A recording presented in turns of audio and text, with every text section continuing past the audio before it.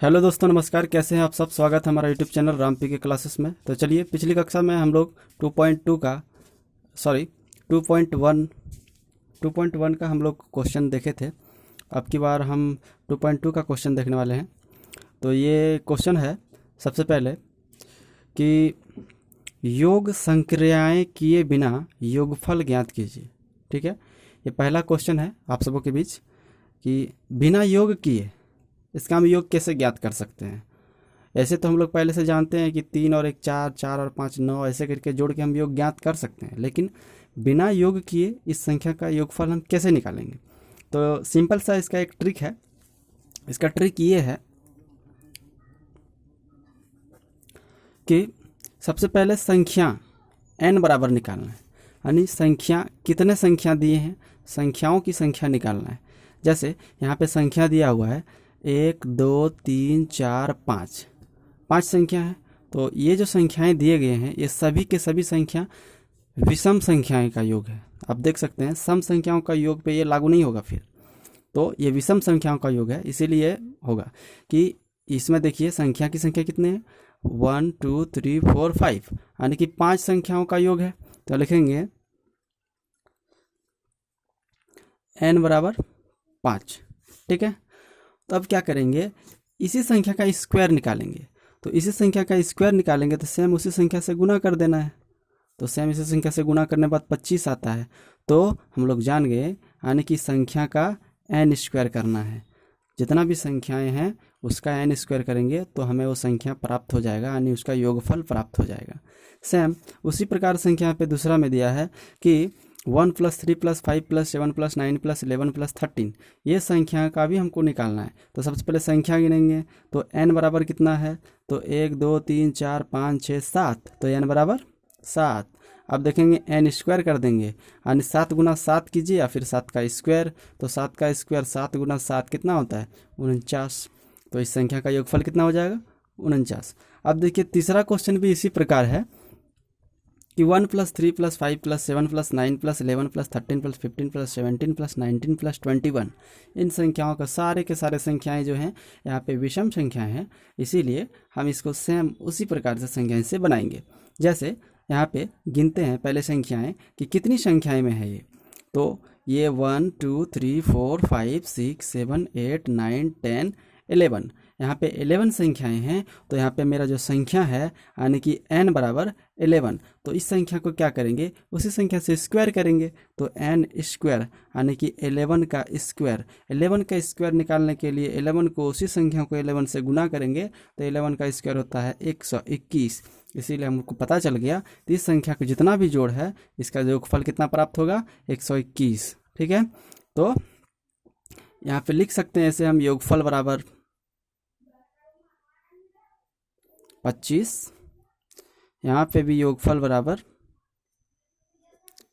49, यहाँ पे भी योगफल बराबर 121। ठीक है, अब चलते हैं अगले क्वेश्चन की ओर। हम लोग सेम इसी तरीका से पढ़ेंगे। तो चलते हैं अगले क्लास में, अगले पार्ट में। तो दूसरा नंबर क्वेश्चन है, ये एनसीईआरटी का सॉल्यूशन हम करते जा रहे हैं और मैं ऐसा करता हूँ कि आपको वीडियो जरूर पसंद आ रहा होगा। इसी तरह हम लोग दूसरा क्वेश्चन पूछते हैं कि निम्नलिखित संख्याओं को 2 क्रमागत पूर्णांकों के योग के रूप में लिखिए। अब सबसे पहला ये जो संख्या है, इसको निम्नलिखित संख्याओं को 2 क्रमागत पूर्णांकों के योग के रूप में लिखिए। ये क्वेश्चन आपको लिखना है। सॉरी, ये क्वेश्चन मैंने गलत लिख दिया है। ये 2 नंबर का क्वेश्चन जो है ये तीसरे नंबर में आ गया है। ये क्वेश्चन मिस्टेक से लिखा गया है। हाँ, तो दूसरा नंबर क्वेश्चन का ये क्वेश्चन आ चुका है कि निम्नलिखित संख्याओं के वर्गों के बीच कितनी संख्याएं हैं।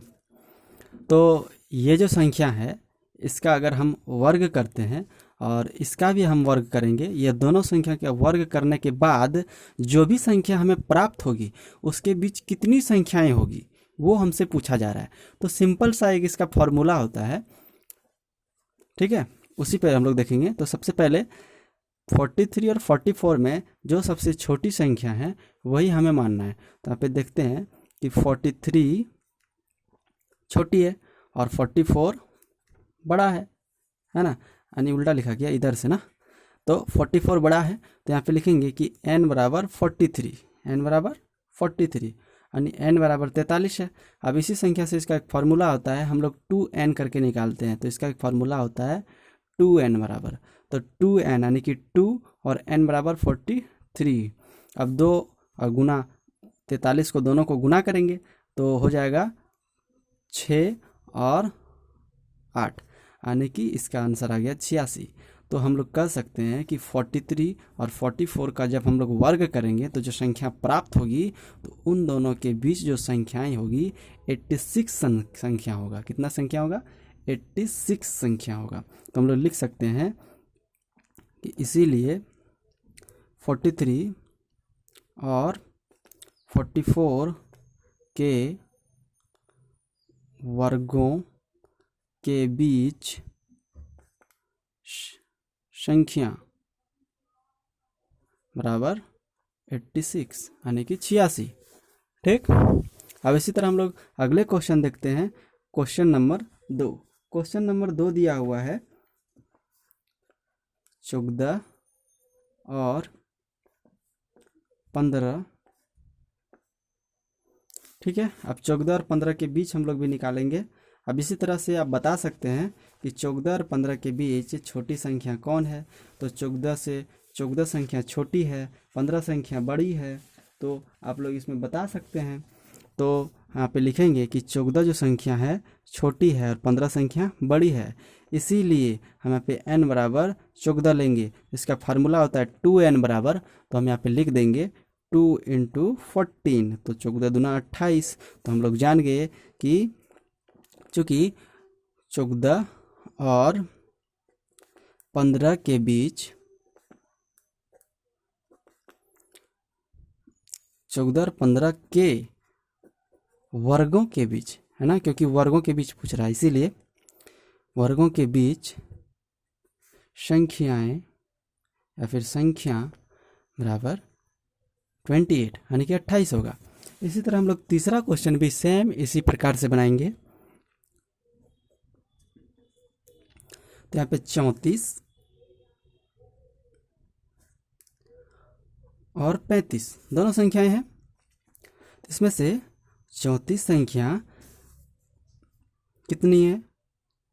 छोटी है ना, 34 संख्या छोटी है, 35 संख्या जो बड़ा है।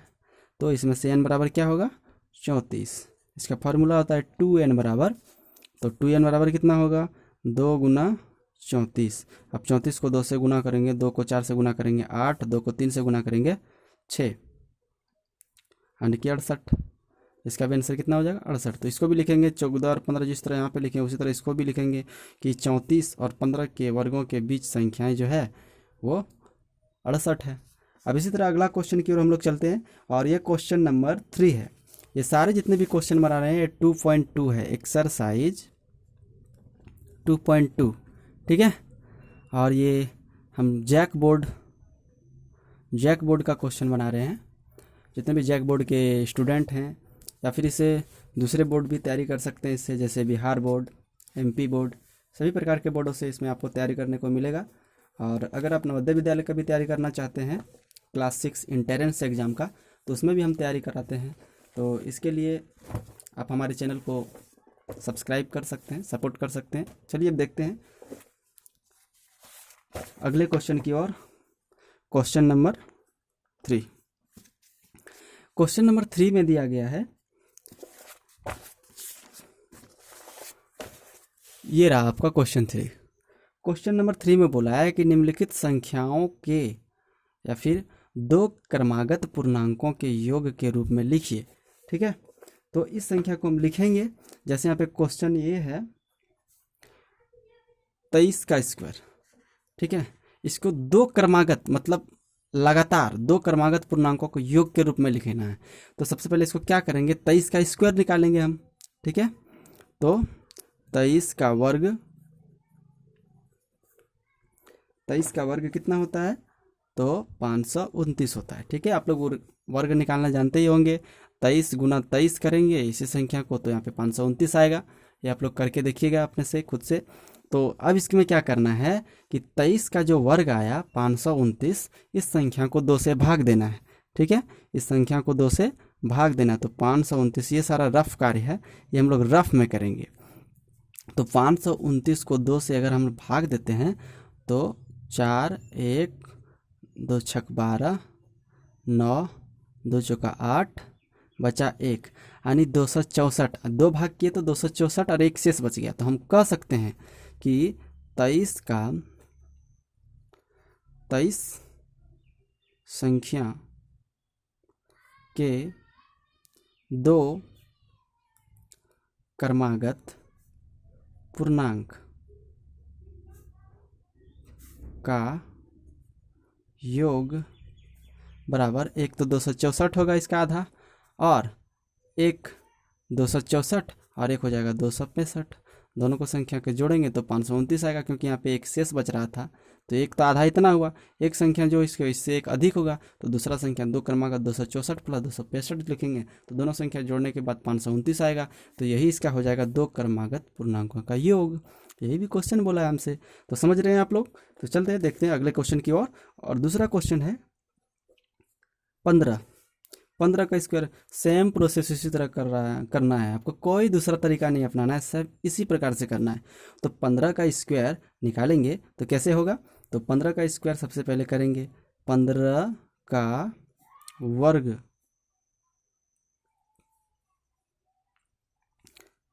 संख्या 225 है ना।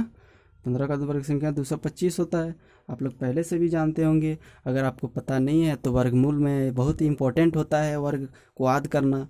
आप क्योंकि क्लास 8 में है, सबसे पहले आपको कम से कम 1 से लेकर 30 तक सभी संख्याओं का वर्ग आपको याद कर लेना चाहिए। अगर आपको याद नहीं है तो आपको सबसे पहले यही याद करना चाहिए, उसके बाद आपको वर्गमूल का चैप्टर ही पढ़ना चाहिए।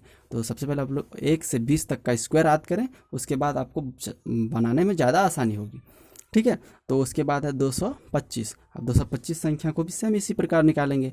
225 संख्या को 2 से भाग देंगे, यहाँ पे 200। ये सारा रफ कार्य करना है, ठीक है, आपको यहाँ पे एग्जाम में ऐसे नहीं करना है। ये रफ कार्य का अलग पेज होता है, उसमें करना है। तो 225 का अगर हम आधा करेंगे 2 से, तो 2 1 2, 2 1 2, 2 2 4 है ना, एक बचता है शेष। तो यहाँ पे हो जाएगा कि 15 के 2 क्रमागत पूर्णांक का योग, ये कितना हो जाएगा 112, और दूसरा कितना हो जाएगा 113। सिंपल, यही आंसर होगा। तीसरा क्वेश्चन है 19 का स्क्वायर। ठीक है, अब हम ये क्वेश्चन को नहीं बनाएंगे क्योंकि आप लोग इसको चाहते हैं कि ये 19 का स्क्वायर खुद से कीजिए, ऐसे करके 19 का वर्ग बराबर इसको निकालना है। तो 19 का वर्ग होता है 361। अब इसको 2 से भाग देकर आपको 2 क्रमागत संख्या में लिखना है, तो आपको ये बनाना होगा। आशा करते हैं कि आपको बहुत अच्छा से समझ में आया होगा। और अगर आपको हमारा वीडियो पसंद आता है और आपको बहुत अच्छे तरीके से समझ में आया, और अगर आप मेरे वीडियो से संतुष्ट हैं, तो हमारे चैनल को सब्सक्राइब ज़रूर करें और हमें सपोर्ट करें, ताकि हम और भी अगले वीडियो बनाएं। और हमें भी आपके लाइक का इंतज़ार रहता है, आपके सब्सक्राइब का इंतज़ार रहता है। और हाँ, अगर आप करना चाहते हैं जैक बोर्ड, बिहार बोर्ड या फिर MP बोर्ड की क्लास 8, 9 और 10 की तैयारियाँ, और इसके साथ ही साथ जवाहर नवोदय विद्यालय की तैयारियाँ, एंट्रेंस एग्जाम की तैयारियाँ भी करना चाहते हैं, तो हमारे चैनल से ज़रूर जुड़ें। और इसी तरह की अच्छी वीडियो का आपको मिलते रहेगा। मिलते हैं अगले क्लास की ओर। और अगले क्लास 8 का हम लेके आएंगे 2.3 का क्वेश्चन सेशन, और उसमें सभी क्वेश्चन सॉल्व करने की कोशिश करेंगे। और इसी के साथ चलते हैं। जय हिंद, थैंक यू। आप सबों को अगले वीडियो में फिर से मिलेंगे।